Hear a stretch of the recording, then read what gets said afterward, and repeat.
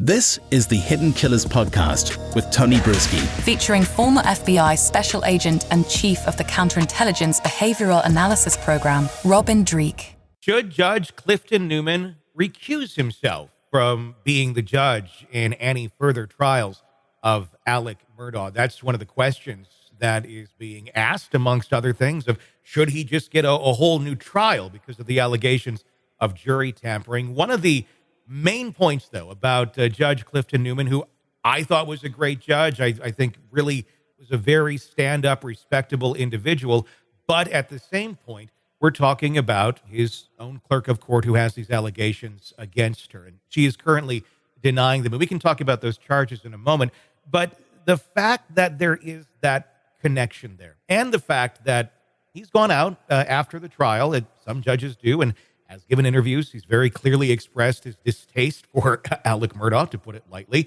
If you're wanting to be an impartial judge, which you do in a case like this, and there's more Alex Murdaugh trials to take place, Gloria Statterfield's was scheduled to be coming up. They're asking for a stay on that. Should Judge Clifton Newman be a part of this anymore? Has he already done his duty? Has he now already kind of crossed that line, expressed what he truly feels about Alex Murdaugh? And should he be on the bench for any other charges that may come about or retrials? It's kind of like many things that we talk about, and that is we need some objectivity in here to kind of see people that are closer, to have more data points on the truth in this. For me, when I saw this, and when I see all these things that we start seeing going into chaos, what it says to me is that, boy, our egos are really negative, powerful effects on anyone. Judges that are supposed to be impartial, clerks that are supposed to serve the public trust, or attorneys. They do such a fantastic job in general when there's not a camera. But every time we have our who we are placed on display, and if we have positive affirmation of our behaviors, there's always the danger, and more times than not, us falling in love with our own voice. Mm-hmm. And, you know, it's important that these people that become public figures maintain some of their own objectivity, which is challenging, if not impossible to do. But we need loving critics on our side to give us that slap on the back that says, hey, knock that off. You're doing it to yourself again. Without that, things start falling apart and falling sideways, where the public trust is eroded because you start questioning because it's in public view. Now, granted, I love that judge too. I thought he did a stand-up job. But anytime it starts getting questioned what his motivations are, what's it do? It erodes that trust, that we have to have trust in the system. We have to have trust in the process and the people, you know, that are appointed and elected in these positions. And so it wastes public money, it wastes time and energy of the court and the entire system when we start questioning these things. So as much as I'd love cameras and media being in courtrooms, if it's going to be a big trial like this, look at the negative effect it can have also. I love it, but at the same time, I think we need some good checks and balances put in place, if they're not already. Granted, they probably are, for people that get this kind of scrutiny and this kind of publicity, to maintain a good balance so that these kind of things don't happen. Because we really don't know exactly what was said, if anything was said, but at the same point, I mean, the attorneys for Alex Murdaugh, love them or hate them. At least my opinion, I think most would be, you're not going to file this and make these accusations unless there's something to it. Because if there's nothing to it, like literally just pulled out of thin air, there could be serious repercussions for those attorneys. They could get disbarred. They could be disqualified. There's so many things that could actually happen to them if they're just going to make something up, which tells me I don't think they are making something up. But what exactly did happen, I think, is the biggest question. And one of the things that was pointed out with the response from the prosecution, their statement said, look, everyone we've talked to, everyone Fled has talked to, said that this did not happen.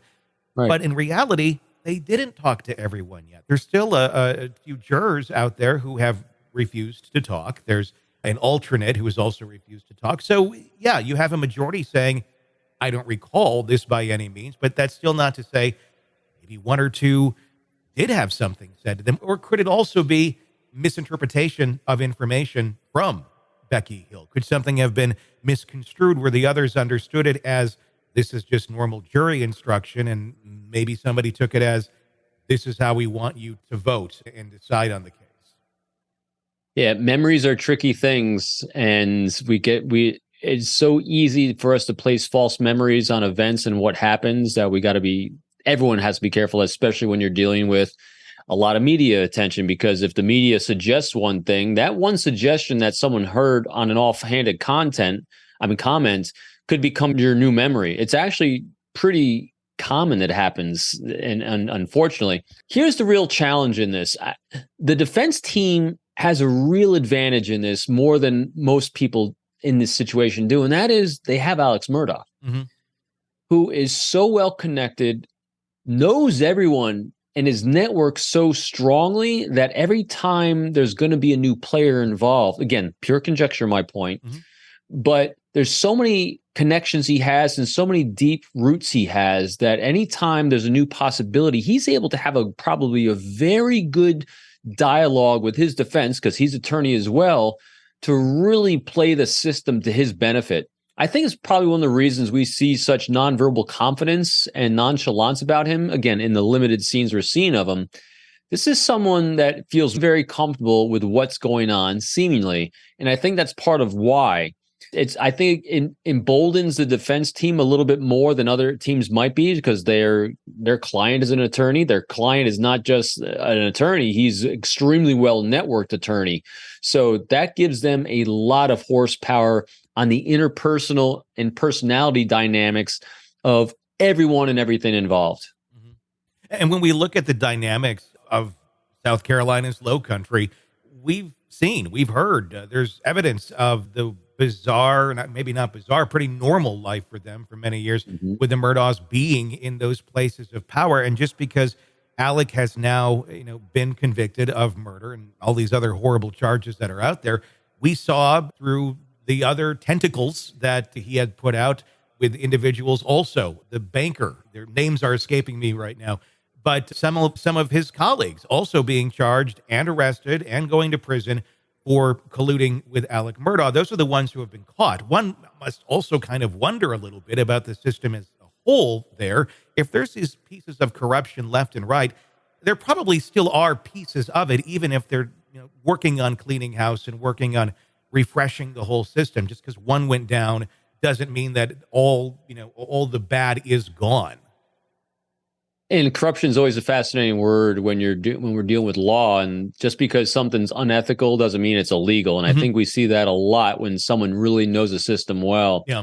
And especially going back to Murdaugh and his ability and those tentacles, as you said, he can solve a lot of people's challenges, priorities, and pain points with a phone call, with a letter, with a note. So even though some people have collapsed because of him, he's still got a lot of people he can support and solve problems for because of his network.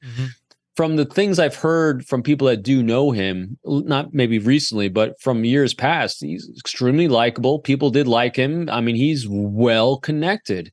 And when you have someone that well connected and is so intrinsic generationally, that's a hard thing for a prosecution to overcome.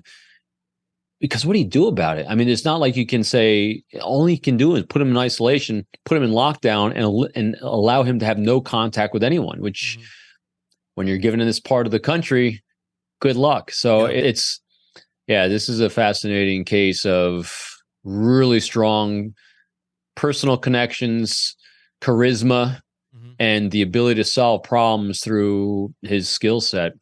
Yeah, it'll be interesting to see what happens here, and if, in fact, Judge Clifton Newman does step aside or if he stays in there. It seems like another area where we can avoid future conflict by taking action now and letting egos go. Yeah. At the same time, I would like to see him stay because he seemed to be very objective.